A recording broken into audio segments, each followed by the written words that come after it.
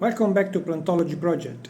Previous video we introduced one species for its biomechanical properties in my research of the biomechanics of plants, particularly the biomechanics of ferns. The information of the video are in the description, and today I'm going to describe you the second species, same genus, Dipteris conjugata. And this is the gigantic species with these massive leaves, two leaves, one on one side, another one here. And Dipteris conjugata, genus Dipteris obviously, and family Dipteridaceae or Dipteridaceae. The biomechanics of plants have been very well studied for woody species in general, and for herbaceous species is known very little. For tropical plants and for tropical ferns we know virtually nothing. And the extraordinary aspect of this species, the Dipteris conjugata, is the fact that large lamina, which is on average 90 centimeter wide, is 20 grams when it's dry weight, and the stem, this one, is extremely long.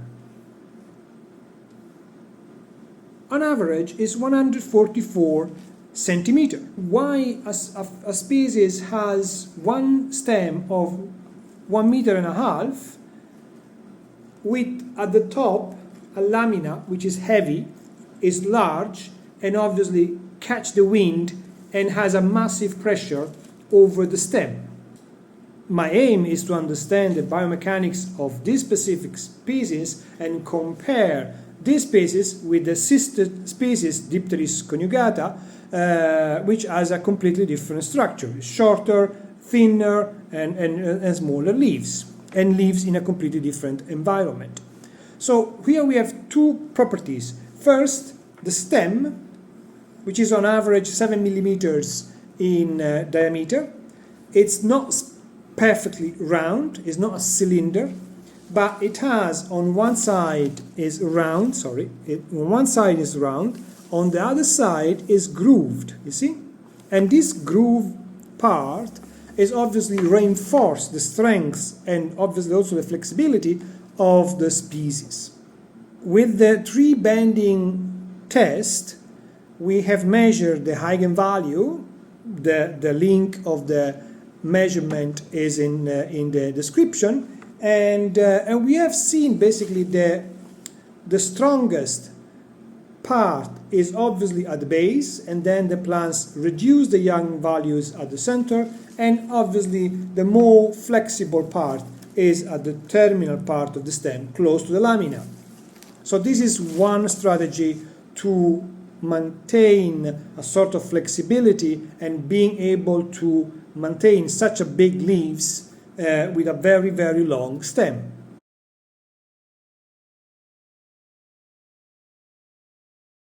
The young modulus calculated for this species, which I remember is a fern and is a herb, the young modulus are similar to woody species, particularly woody shrubs. So therefore, even though this plant is a herb, it has the same property, at least mechanically and biomechanically, than a small shrubby and woody species.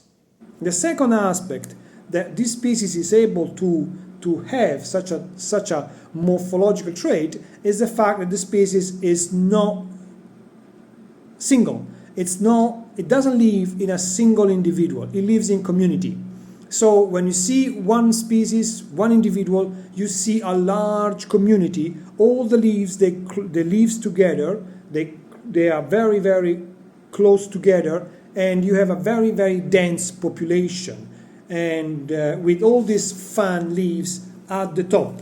So avoiding in somehow that the wind has a strong effect over the single individual, and in this way sharing the strength and the force of the wind among different individuals or different leaves. I haven't tested this second aspect, but it's quite understandable.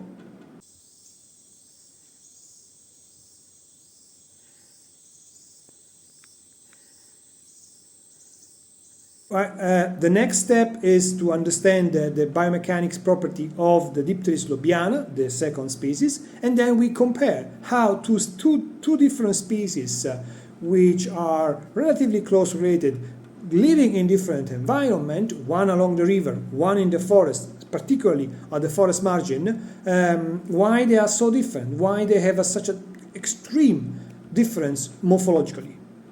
And with this one, thank you very much and see you next time.